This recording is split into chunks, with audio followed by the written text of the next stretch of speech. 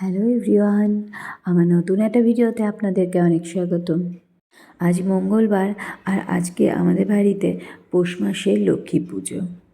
তো সেই উপলক্ষে ঘরে আলপনা দেওয়া হয়েছে, ঘরে লক্ষ্মী পুজো হয়েছে, আর তার সাথে পিঠে পুলি তো তৈরি হবেই, আর পিঠে পুলির সাথে এই ছানার কেকটিও তৈরি হয়েছে মাটির হাঁড়িতে। খেতে অপূর্ব স্বাদ, রেসিপি লাগলে জানিও। আর তার সাথে পিঠে পুলির মধ্যে এই ভাপা পিঠেটাই আজকে তৈরি হয় বেশি। মাকে ভাপা পিঠেটা দিয়ে তারপরে আমরা এটা খেতে পারি। আর লুচি আলু ভাজা এইটা তৈরি হয়েছে আমার বরের জন্য। ও আবার পিঠে পুলি খায় না, বলি যে যেটা যখন যা সিজনাল জিনিস খেতে হয়, কিন্তু কিছুতেই না, একবার একটুখানিকেও মুখে দিয়ে দেখে না। তো যাকে কী করা যাবে, আর তো ওর জন্য ওই লুচি আলু ভাজা তৈরি হয়েছিল।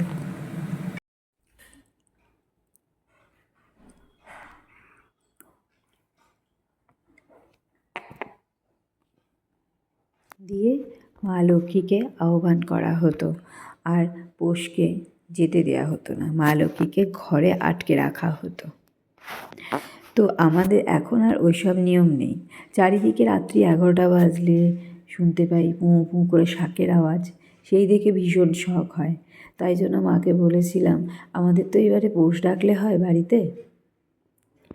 মা বললো যে হ্যাঁ ডাকতে পারিস, কিন্তু আগে বললে পারতি। এই রাত্রি 9টা বাজে, এখন আর আমি ওইসব জিনিসপত্র কোথায় পাবো? আমাদের ঘরে তো সর্ষে ফুলও নেই বা ধানের ছড়াও নেই, কী করা যায়? তো সেই জন্য একবার একটুখানি বরকে বলে একটু চান্স নিলাম যে একটু কিনে দেবে গো। তো ও দেখলাম একবার বলতেই রাজি হয়ে গেল। ও আবার খুঁজে খুঁজে সেসব জিনিসপত্র যেসব লাগে সেসব জিনিসপত্র নিয়ে এসেছিলো। তারপরে রাত্রিবেলায় খাওয়া দাওয়া করে আমরা পৌষ ডাকলাম। জামা কাপড় ছেড়ে নিলাম, স্নান করিনি, প্রচণ্ড ঠান্ডা, সেই জন্য হাত পা ধুয়ে নিলাম ভালো করে, দিয়ে নতুন জামা পরে পৌষ ডাকলাম। তো তোমরা দেখো প্রসেসটা কীরকম।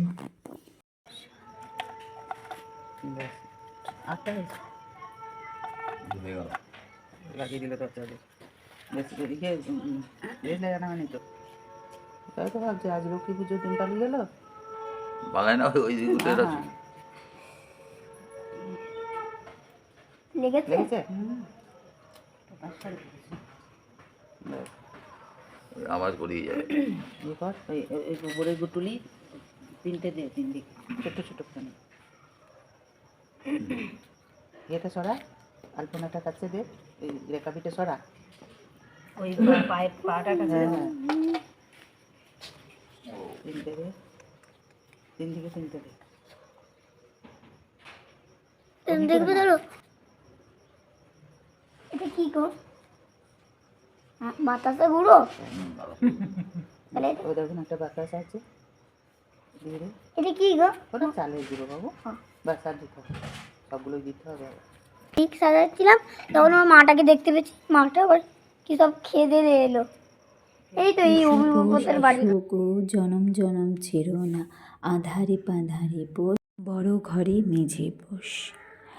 পৌষ মাস লক্ষ্মী বাস, নাজেও ছাড়িয়ে, ছেলে পুলে ভাত খাবে ছড়ায় ফেলায়।